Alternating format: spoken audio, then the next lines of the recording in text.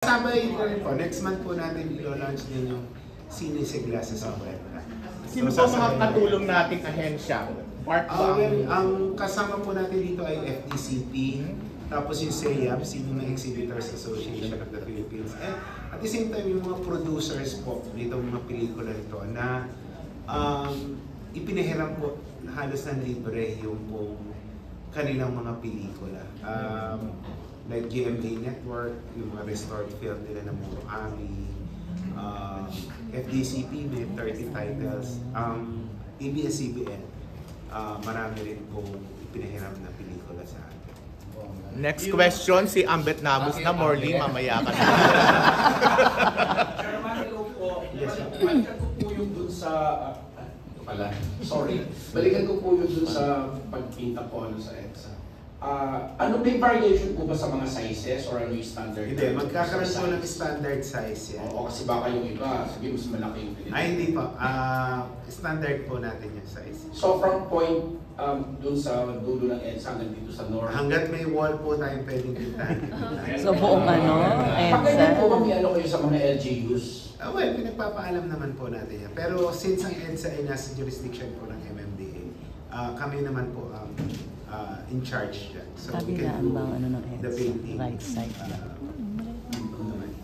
Baka kasi may mga ibang nagnenega, sabihin nila, pampatumi lang po daw sa ano. Ay, hindi naman po. In fact, mas gusto ba nila na puro alikabok yung wall, di ba? Na nandilimahin or may graffiti. Thank you po.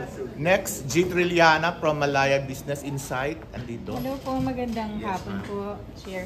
Chair, pwede pong malaman kung gaano kahaba ba, metro or ilang walls yung ating Marami po, masasakop? kilometro po yan. Ang EDSA po kasi is more than 25 kilometers, almost 25 kilometers. Both sides 50. So hanggat nga po may wall tayong nakikita, ilalagyan po. Bonus na lang to. Ilang estudyante po ang magiging involved sa pagpipinta?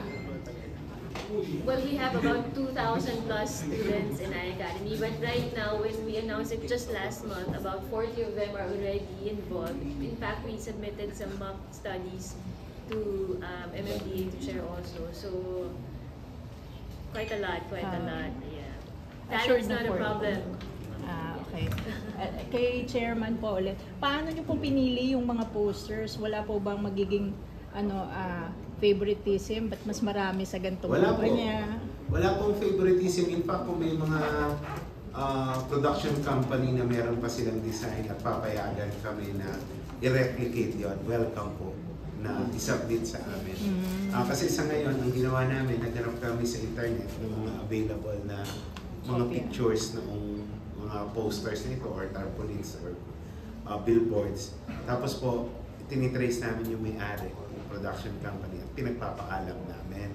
So kung meron po magkukusa na magpahiram or magpagamit ng kanilang posters, Pagpipinta isang araw lang ba? ano po natin yan. So wala naman pong favoritism dito. Welcome po lahat. Marami pong salamat. Next, Gorgie Rula from DZRH PEP sa Filipino Star ngayon. Good afternoon po. Chairman, paano niyo po ma-assure? Hindi, gusto ko lang malaman kung paano yung pagpinta. Doon ba talaga sila sa wall magpipinta? So, paano niyo ma-assure yung hindi mag-cause ng traffic?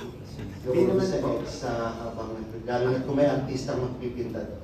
Well, dalawa naman po yung way. Yung iba, I understand, ipiprint na lang. Particularly yung nasa... Ididikit na lang po yan. Opo, yung particularly yung nasa underpass. Kasi delikado doon. Hindi tayo, walang space para magpinta. So, yung ibang designs na sinabit ng iAcademy, yung iba doon ipiprint na lang natin.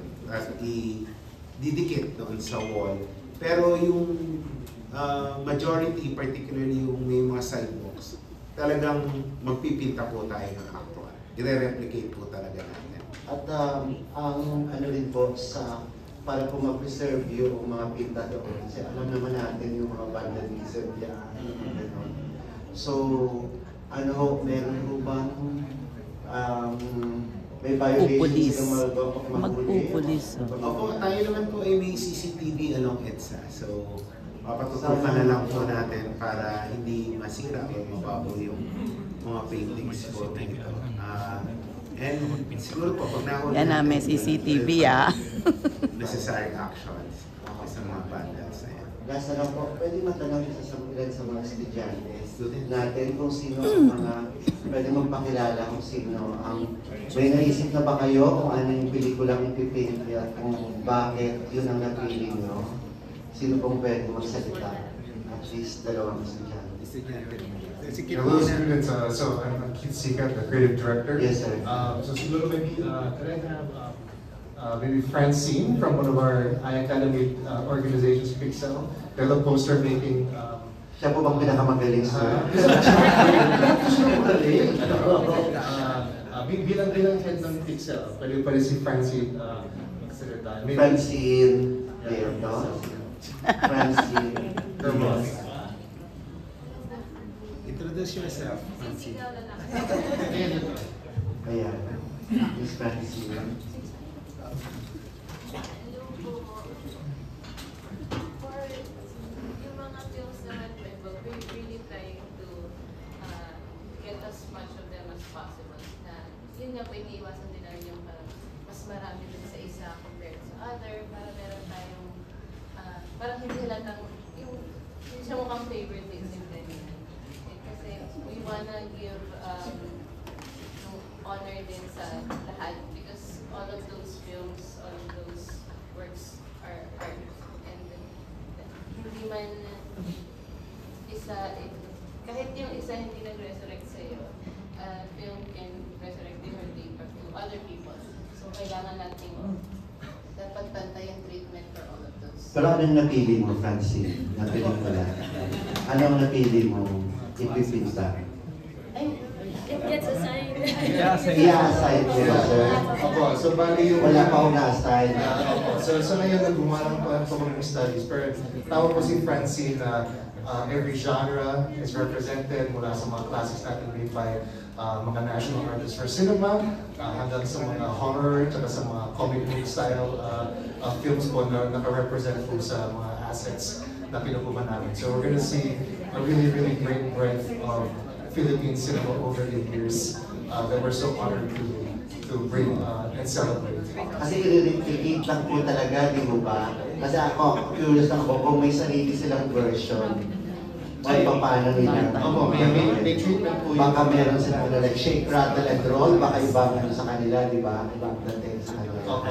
So yun po yung attack ng mga estudyantes to have a treatment. Para sa mga mga Gen Z, yun yung mga interpretation nila. Oo, baka iba ng dating, baka iba ng tsura ng panday, di ba? Pag sila nang gumawa. Opo, exactly. So yun po exciting, di ba? So makikita natin yung influence ng kasaysayan natin sa pelikula sa mga bata ngayon. So yun maganda, parang conversation din siya from our cinematic history to our present. Okay, thank you po, sir.